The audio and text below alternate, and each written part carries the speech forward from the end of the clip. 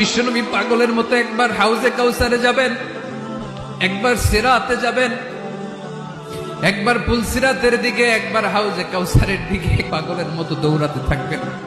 তার কোন গুনাহগার উম্মত যাতে জাহান্নামে ঢুকে না যায়, সেদিন কেউ সুপারিশ করতে পারবে না বিশ্বনবী ছাড়া।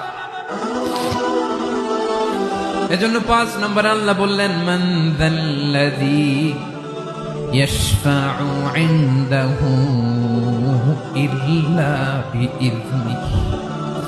কার সাহস আছে, কার এত বড় বুকের পাটা কিয়ামতের কঠিন দিন আল্লাহর সামনে দাঁড়িয়ে সুপারিশ করবে?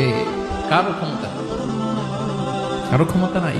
বিশ্বনবী সেদিন সেজদায় পড়ে উম্মতের জন্য কাঁদবেন, সবাই কাঁদবে, নফসি নফসি, আল্লাহ আমারে বাঁচাও, আল্লাহ আমারে বাঁচাও। বিশ্বনবী বলবেন, উম্মতি উম্মতি।